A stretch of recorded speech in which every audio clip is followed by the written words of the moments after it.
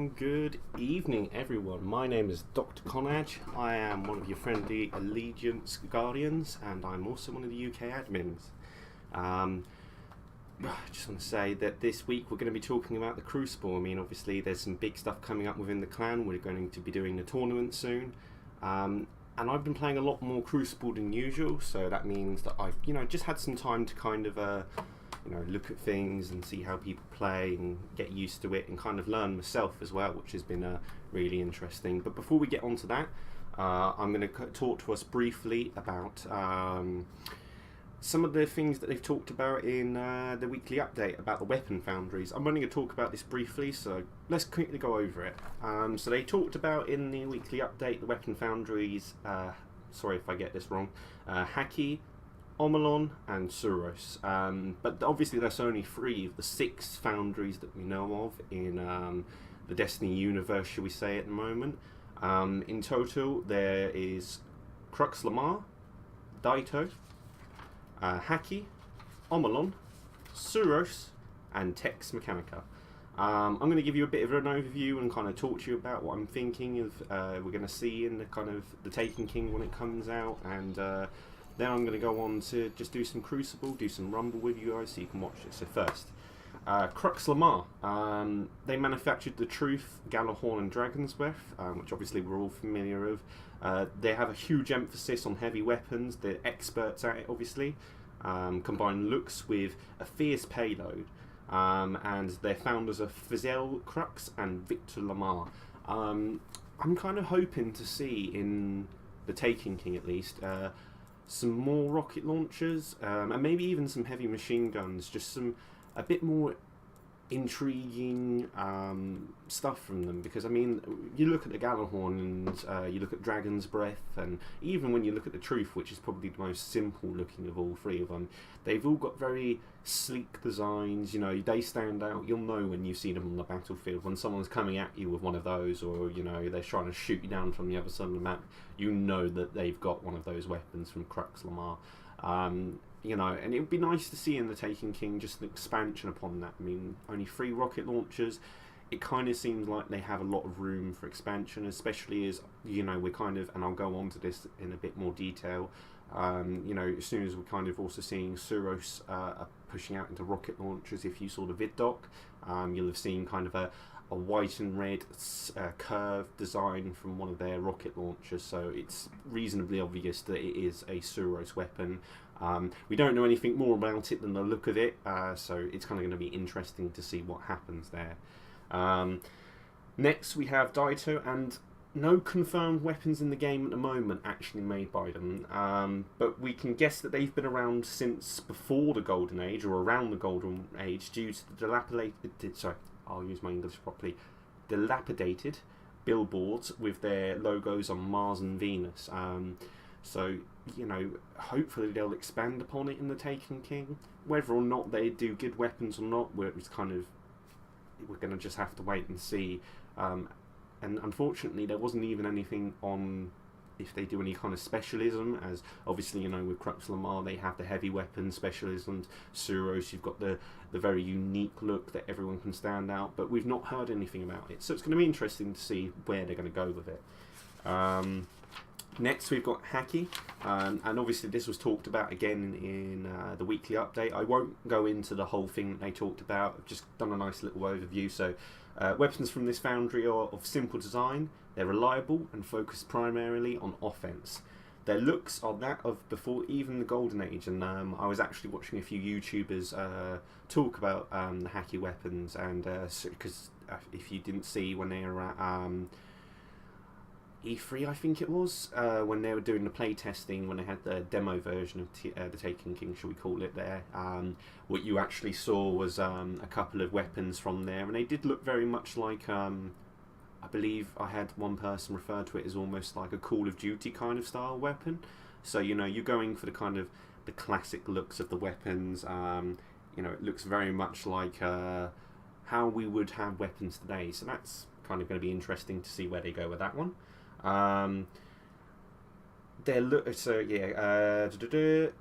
this, I believe, will be the foundry of choice for hunters, who have the same sort of philosophy of simply point, shoot, kill, whereas some of the other foundries, and the next one I'm going to go on to talk about, they experiment with weapons. And that is Omolon. They're the pioneer of energy weapons, so hard light, that's their weapon. And they put an emphasis on handling and behaviour perks. So obviously the behaviour perk with hard light is the bullets that can bounce off surfaces and ricochet multiple times. That's one of their trademarks. Generally, they have a black colour scheme and feature experimental ergonomic designs. Hallmarks like liquid ammo, which I think is what is in the hard light, and Omolon power cells, with their kind of motto being the future returns. So kind of what we'd think of futuristic weapons, they're trying to bring that back into the kind of Destiny universe. If we're talking specifically in game and going from the lore point of view, they're trying to think about things of the future. And that last bit kind of, before the future return, the Omolon power cells, I'm kind of interested to see whether they'll bring out some sort of fusion rifle weapon, maybe even something similar to the Vex Mythoclast. Like, that would be truly an interesting kind of an idea if we could produce something of that sort of quality. And then on to the next one, we have Suros, obviously the one that we probably know the most about at the moment. I mean, I've seen several different Suros weapons in the game, obviously the most notable one and the most notorious being the Suros Regime. So one of the most recognisable foundries due to their sleek, curved, red and white design. It's a very much trademark of them. If I was going to make a comparison to today, it would almost be the Ferrari of weapons. Some people are probably not going to like that comparison, but there you go, that's what I'd say about it. The Foundry has the most stat customization options of any Foundry weapons, so that's making them extremely versatile for a variety of combat situations. And I'm going to be interested to see where they go with this. I mean, obviously they're probably the Foundry that we've seen the most weapons of. Definitely in the vid doc, again relating back to the rocket launcher. I'm pretty sure there was a pulse rifle in there as well, and it's what obviously they're talking about as being a gift. Free weapons from this foundry are being gifted to us for the pre-ordering of Taken King. But obviously, if you don't pre-order Taken King, I believe the 1st of January, I might need to check that, but I'm pretty sure the 1st of January, it's going to be unlocked for everyone. The same with the quest from the Red Bull as well. So you're still going to get access to it. You might just have to wait a bit longer if you don't pre-order though. And finally, Tex Mechanica. And there's a little bit of a good, interesting story that I'll get onto about Tex Mechanica. But they specialise in hand cannons, such as the Silvered Maverick Mark 41. And obviously the infamous The Last Word. Certainly a throwback to the Old West. It's very evident from both their logo, which is obviously a cow's head or a bull's head with horns, obviously, and the stylization, especially when you look at The Last Word, is it goes back to, again, a simpler time, but even further back, all the way to Old Western, which is a really nice aesthetic, and it definitely brings in the kind of gunslinging ability, which is probably why I see a lot of hunters using The Last Word. And the interesting story about them is actually they attempted to bribe xAx to fix games so that their weapons would look good. xAx's response was to threaten them with sending a squad of Titans to their foundry to have a few words with them. Obviously, since then, Tex Mechanica have responded by sending the Crucible free weapons to give out to Guardians who perform well within the Crucible. So, never annoy xAx is going to be my first point here. Never annoy xAx. But yeah, that's all of the Weapon Foundry stuff. I wanted to kind of quickly skim over that, not waste too much time on it, because I wanted to get straight into the Crucible, straight into the important stuff, especially it's coming up, and I'm going to spend a lot of time on this. I'm going to do Rumble. Main reason why is because Rumble, I feel, really helps. Well, it helps kind of get you into the mindset, the right mindset for the game. When you go into a control game, you're never going to really know how well you do personally. There's a number of reasons, shall we say, why this is, whether it be just other people being better than you on your team and getting kills off, whether you've had a teammate start to shoot someone down and then you finish them off. There's a lot of different variables, which means you can't really get an accurate idea of how good you are. and that's why I just play purely Rumble. I just at the moment when I'm on my own and I'm not with a group of people, I like to play Rumble. Just get in there, play a few rounds, and see how I do. And that's what I definitely want to show you today. So I want to go over some in-depth tips and advice, choices on weapons, armor, and even the subclass setup, as it all affects your gameplay. Everything that you kind of change, every little thing down to the tiniest of details can make a huge impact on how you actually play and how you perform and what kind of level you're at within the Crucible. And I'll also be covering engagements. If you've played with me, you've probably heard me shout this word many a time, going, "Oh, I failed at that engagement, that was a terrible engagement, you probably shouldn't have engaged there." What I'm talking about is, well, I'll get onto it in a bit. Well, I'll show you, because I think that's the most important part, is actually showing you guys. Apologies for putting my drink down, that might have overloaded the mic. But let's start with the basics then. Intellect, discipline and strength.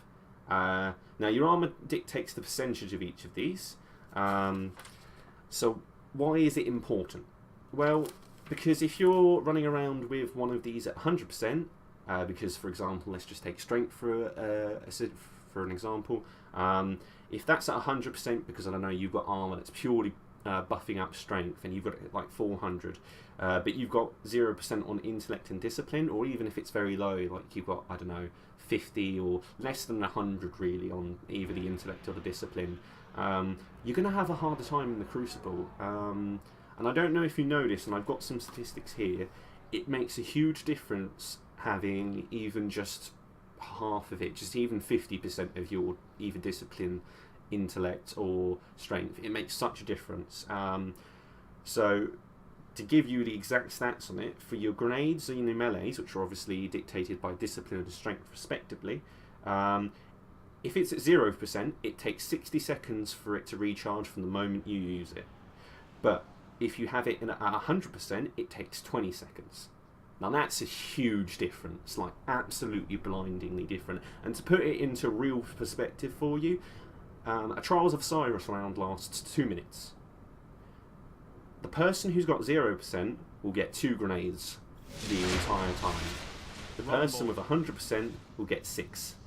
Considering the fact that you can either outright kill someone if you've got something like the fusion grenade, or if you're using an area of effect grenade, like for me it would be Axiom Bolt, or I'm just trying to think of what other ones, the solar one that bursts out and hits 3 people. I can't think of the name, I apologise. Poor checking up on my part, but you know, you're going to get a group of people down to half health easy just from that one grenade. So that makes a huge difference as well. With your super, it's slightly different.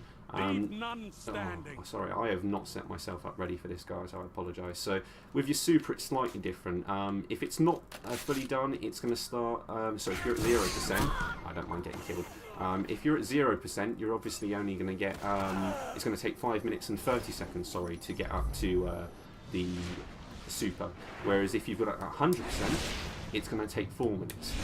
Obviously, that's not including anything like stat boosts, and it's not including anything like, I don't know, getting kills, for example, which obviously increases your time before the next super comes up. So, you know, there are going to be other... Ooh, sniper. There are going to be other things that affect... Oh, I hit the bloody thing at the top. There are going to be other things that affect your gameplay as well, so bear that in mind. I'm not going to bother engaging with that guy, because he's just a pain. I'll get into the kind of the real high level stuff in terms of what perks you can use and what differences it makes at another point in time, but at the moment I just kind of want to point that out to you, that that's how much of a difference it makes. And I'll show you in a second when I next die. Ah, I almost died. So for example with me, I've got 100% into, well, change that as well. Again, apologies. I've got 100% intellect here, so that means 4 minutes without kills. I've got 77% here, so that's what, I don't know, probably about, if it's about 20 seconds when it's full, it's probably going to be about 30 seconds, I'll say. Roughly 30 seconds to get that one full up again. So, you know, that's going to make a huge difference as well. God damn it. So, you know, that's going to make a huge difference. why do I really have to put such an emphasis on this? Because I see people running around in like Trials of Osiris with almost no intellect or no discipline, and they're running almost completely strength just to get up to level 4. From my perspective, guys, if you're going to be doing something like Trials of Osiris, don't bother running in unless you've got a set of armour that you know is going to be able to boost everything to the max. Because if you just waste, oh God Almighty, okay, if you're not getting that boost, you're basically wasting it. You're not going to get any of the things that you want to get. You're going to just be wasting your time and really wasting grenades. You're going to have to wait each time when really you could be making such more effective set of kills and a set of fighting just purely by getting those things up. And it's a simple thing to do. It's, you know, it's not hard to find some armour with better stats because they're just so easy to find these days. And engagements is definitely something I'm going to go on to in a minute because I'm just not doing one at the moment.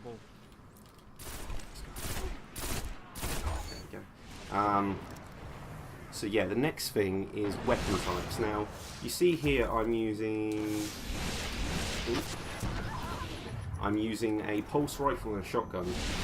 Why am I using a pulse rifle and a shotgun? Because on this map, you're going to have long-range engagements and you're going to have short-range engagements. Those are literally as simple as it gets. Short-range engagements and long-range engagements, and getting spawned killed as well, apparently. Because you have long corridors and then you have also points where there are just tight points. So like, there's going to be a tight point right there. If I run in there with my pulse rifle now, chances are I'm going to get killed. Whereas if I run in with my shotgun, especially with the range I've got on this, and it doesn't matter what you use really, if you're using a shotgun, it's going to make very little difference as long as you've got something for close range, because at the moment, when you're getting in that close range engagement, you need to be able to counter anyone who gets up close and personal with you. Right, there's a blade lancer over there. I'm not proper fighting him. Ooh. Why are you coming out? You can fight like that. No, I'll kill that guy. So yeah, you see again like that. Perfect reason why I'm using a shotgun and a pulse rifle. I've got the shotgun in close range, and now I've got the pulse rifle for long range. Oh, I didn't even damage him. What bugger? But this is the thing. Like, I see people running in with like hand cannons or auto rifles, and also a shotgun. And you know, for certain engagements that will work. But at a longer range, I'm going to be able to pick you off with my pulse rifle, or if I've got a scout rifle. Especially if we're talking about a map like Shores of Time. Because on Shores of Time, I've been playing that a lot more recently, and you've definitely got a case of... You've definitely got a case where you're fighting either a really long range engagement, or you're fighting a really short range engagement, and because obviously the corridors. Now, you're going to want to be able to fight in both of those situations. If you've got only hand cannons, especially if it's not something like, I don't know, what would be a good example? Hawkmoon would be a good example.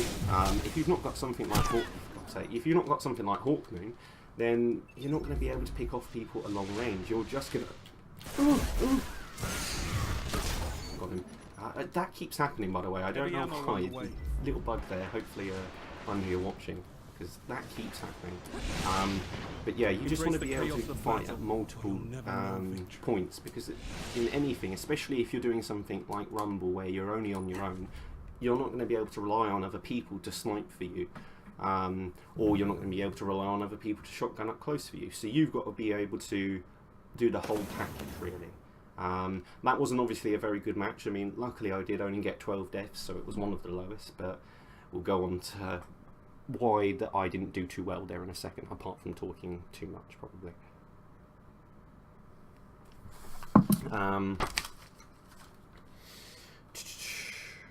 And yeah, that's the thing. Thinking about the map is the big thing. Cauldron, you could probably get away with a hand cannon, a fusion rifle, or a hand cannon and a shotgun. It may be one of those little exceptions where you can get away with it, but again, something like Shores of Time, what's another really long? Blind Watch is another really good example. You're going to want to use at least one long-range weapon. So for like Blind Watch, I remember before the House of Wolves dropped, I was using Fang of Ur all the time on Blind Watch because I could pick off people at range, and even when people were trying to snipe me, most of the time I'd win that engagement just because I was causing them to kind of have to re-steady their weapon on me each time I hit them. And with that scout rifle, it's a four hit kill. It doesn't really matter if there's headshots or not. If I remember rightly, you just need to hit them 4 times and that's it. So you know, that's kind of the kind of thing you want to think about. Right, if I'm going into fight on this map, what am I going to need to expect? Am I going to be expecting snipers? Am I going to be expecting shotguns? Am I going to be expecting pulse rifles? Am I going to be expecting hand cannons? Those are the kind of things you need to think of. And a small side note, always use rocket launchers. Just my personal opinion, you may decide that heavy machine gun's better, but the rocket launcher counters the heavy machine gun. And the heavy machine gun, yeah, you can get lots of kills with it, but in something like Rumble especially, you're only going to need to kind of burn and turn with that heavy if you pick it up. Just pick it up, fire it, kill a few people, off you go to the next thing. Don't even think about it. And if you can kill the other person who's got heavy, even better. Rumble. But I just wouldn't personally bring heavy machine guns into the situation. And finally, before I go on to engagements, I want to talk about subclass setup. Just briefly, I don't want to go into too high a level about it because obviously everyone's going to have their particular preference on what they use. Some people will prefer to use maybe a setup which gets them supers quicker. A Titan may go for a more defending position. There's a lot of different things. For example, I don't mind if I die for a second. For example, if you look at my setup, I go for Axiom Bolt, Blink because I find I move faster, Vortex because any enemies that I kill with inside it, or any people that are inside it will get damaged over time, and if people try to walk through it, they will get damaged as well, which is useful. Soul Rip, which obviously increases the cooldown on my Nova Bomb. And then I've got Arcane for toughness. I actually generally run this setup, Chaos Order, just for the fast. I go for Annihilate so that my grenades and Nova Bombs explode bigger. That's especially useful in something like Control.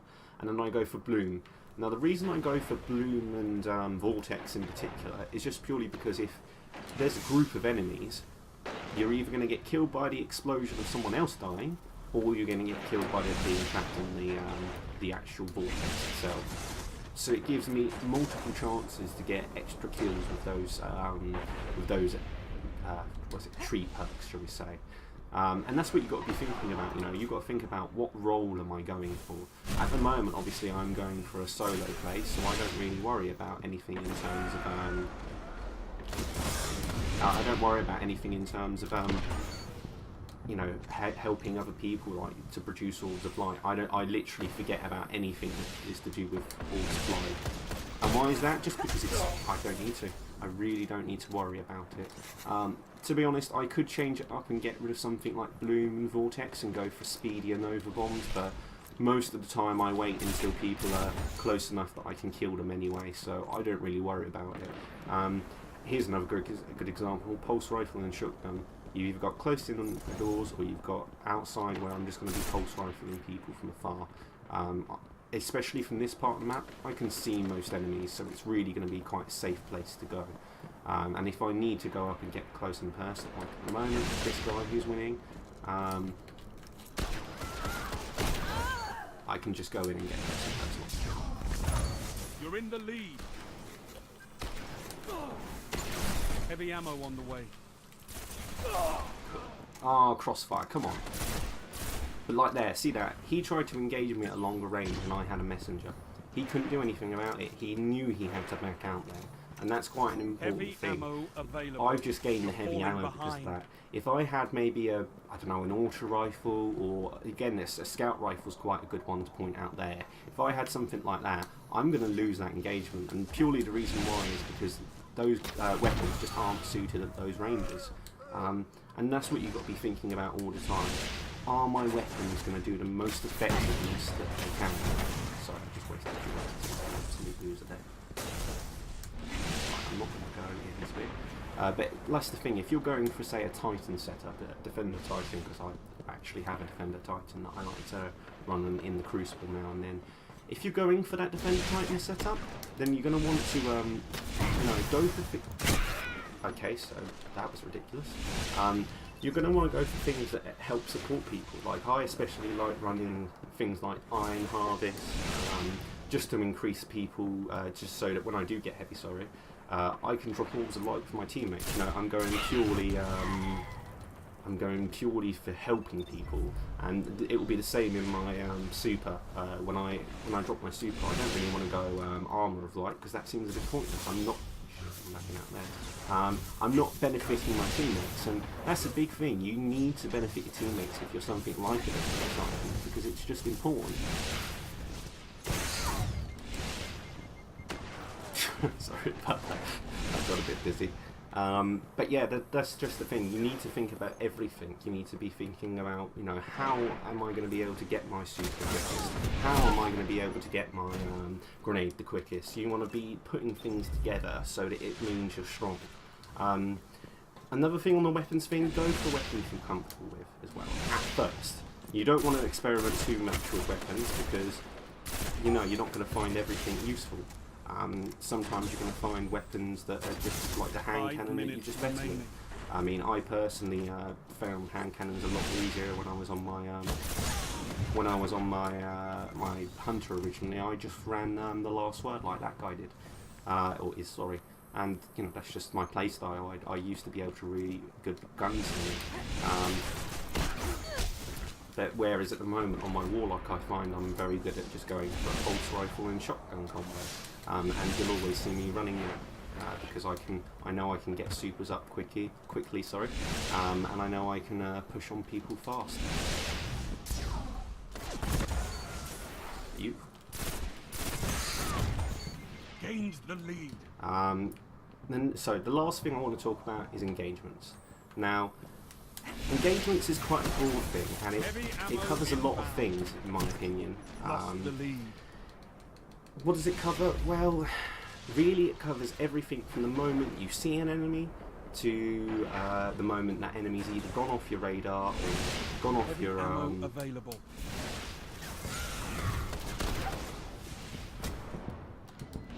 To the moment that they disappear, whether that be by killing them or whether it be by them just running away or you running away. That's how long an engagement lasts. And the reason why engagements are important, because you learn a lot from them.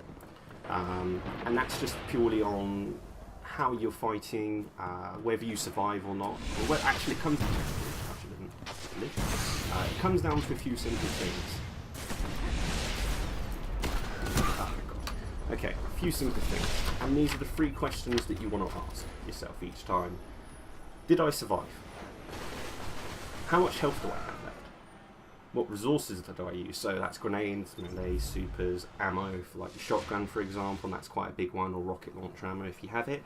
And it's going to be multiple answers there. You're going to say, right, in that particular engagement, I only used 3 shots of my messenger, for example. But in another time, you may find you fire off, 6 rounds of a shotgun. That's not such a successful engagement. Even if you did come out with full health, that's one tiny point you could improve on. Like there, okay, I jumped around him, I did survive, didn't take any health off me, but I wasted 2 shotgun shells. I'm now down to 5 shotgun shells, and now I've got to think about who else can I kill. Here's another engagement. I've got a blade dancer behind me. Now I know I can't, in a one-on-one fight, I just can't win that.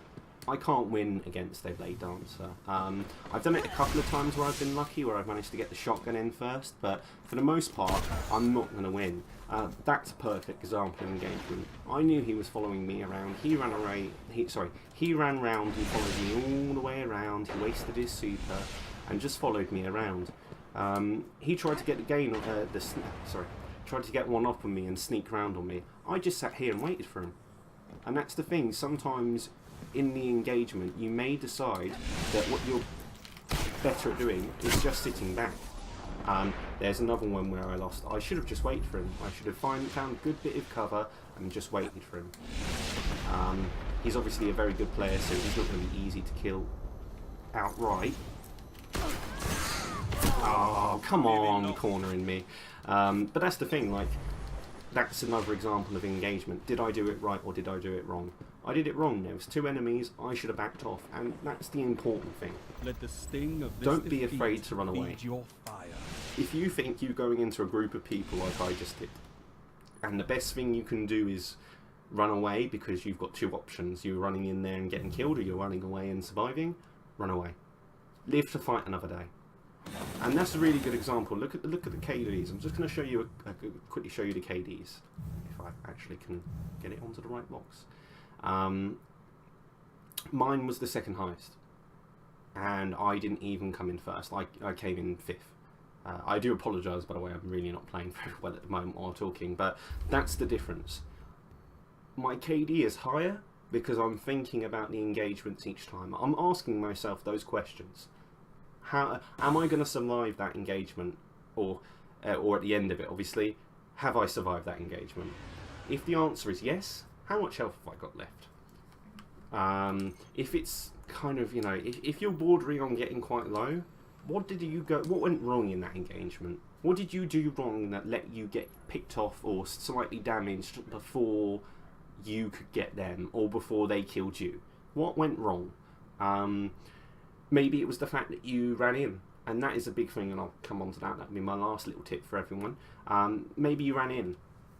Maybe next time, don't run in. Sit back, find a good area where you can see all of the doors and entrances, and then let them come to you, because that does happen, especially in control. It's a really useful time to do it. It's just sit back and let people come to you, because they're going to be coming for the control points, in which case you can just let them come to you. Let them expose themselves so you can take them out, because that's going to be a better engagement when you know where they're coming from, but they're not going to be 100% sure where you are. And it made a huge difference in my KD. I'm going to do a proper game now. I'm not going to talk too much. I will do little bits and say where maybe I went wrong. Maybe I did really well in a particular bit, but I'm just going to go over it and kind of let you guys watch. Hopefully, now that you know what I'm talking about in terms of engagements when I talk about it, you'll know what to look for, and what I want everyone to do is point out when I've messed up and how I messed up in each of the engagements. Rumble.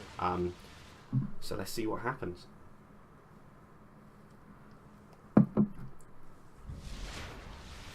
Leave none standing. Right, so immediately I've already got someone on my radar, 2 people on my radar. I've got one here. Right, I shouldn't have run into that. Got him. Oh, watch out for that fusion grenade. Right, that guy is obviously pushing towards me now. I've got the advantage here. I'm going to let him come to me. I got him. Well, what did I do wrong there? I maybe should have been a little bit forwards. Maybe I should have just gone away altogether. I paid attention that he had whatever that one was with the double grenades. So what am I doing here? I'm just using this to my advantage. Don't try and bitch grenade me. He's obviously got his discipline all the way up, which is a perfect example of why you should have discipline all the way up, because it makes such a difference. Ooh. And again, I've gained the lead there. Right, there's obviously a sniper down here. Now what do I want to do? I'm going to run away. Why? Because he's obviously got the long corridor and he has the benefit. I've got my super now. Right, I'm running away. Why am I running away? Because I've got a super. I can just sit back now and just use this to my advantage. There's probably going to be someone popping up there. Oh, he sniped me. Oh well. What did I do wrong there? I jumped. Pure and simple, I jumped. I shouldn't have jumped there. I should have just run away. He wasn't going to come over that. He was half health. He was obviously quite afraid that he was going to get picked off. I should have just sat back. I'm going to sit here now, and I'm just going to wait. Why am I going to sit here? Again, messenger. I've got the range advantage, and also because of that third eye, I'm able to see anyone trying to come up behind me as well. So like this guy, here he comes. Where he's going to come from? He's going to hold me up. Okay. I'm going to push up on him just a little bit. Yeah, he's going to be waiting for me. I'm going to chuck a grenade. Oh. Run away. Just run away. This is what I'm going to do. I'm actually just going to run away. Oh. And there we go. Got the kill. Don't be afraid to back out. That is the big thing there. Don't be afraid to run away from an engagement like that. I knew that I'd probably got killed there. If I'd have stayed in that engagement. Right, we've got another one coming. Here we go, another person coming. I'm going to just... Ooh, and that one there. Cool, there we go. That was a bit of a risky one. I didn't waste any special, so I don't really mind about that. I just wasted a couple of, like 3 extra rounds just to make sure he was dead. I'm not going to stand right next to that heavy. I'm going to sit here and just look around, because I know that sometimes people spawn down there. And I know that sometimes people come running. So there we go. Right, I've got the heavy. What am I going to do? I'm going to back out. People are going to be coming for me now. They're going to be expecting me. Right, I backed out completely. Things are clear. I can see that there's an enemy that way. Got him. Simple as that. I've let him do all the work for me. I haven't even bothered moving that much. And I've killed him again. I really do apologise for the spawn kill. No, that was poor. So what did I do wrong there? Purely and simply, I just didn't do that right. I just shouldn't have fought like that. That was an obviously stupid thing to do. And that was that was close. He should have been able to kill me there. What did I do wrong there? Does anyone know? Anyone at all? Give people a few seconds. And again, same problem there. Anyone want to guess? I am waiting for comments in the chat box. I know people are watching. And again, did something wrong there.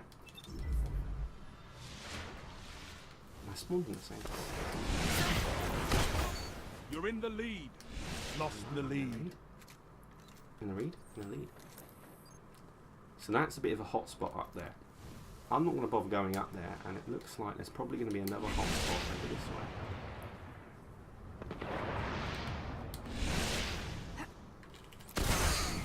That was unfortunately very close. I could have died there.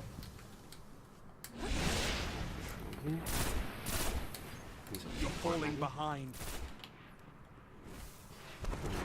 Right, he's throwing his grenade because he expects me to run after him. I'm not. You're in the lead. I'm just going to sit back and let him do all the work. Right, there's someone behind me. I'm going to back out a little bit. 5 minutes remaining. See if they come towards me. Right, I'm going to get cornered off.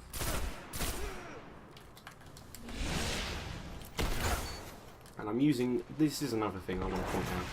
I'm using the verticals here. I'm not just going in for an obvious kill here. I'm using all of the angles because they're going to expect to see me. They're going to expect to see me at a certain angle. So just don't do it. Don't go in at the angle where it's obvious for them to shoot at you. You'll see me more often than not using all of the cover I can get. So immediately I'm using this as my advantage.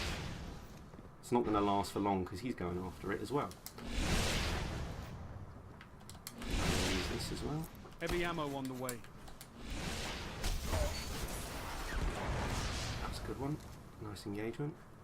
In the background here. I'm going to check up here. I'm going to pop him. Heavy ammo available. Pop him. Finish them. I'll run around this way. Right, so that field guy is my target. he's going to be the one to beat him. If I don't beat him, he's going to win now.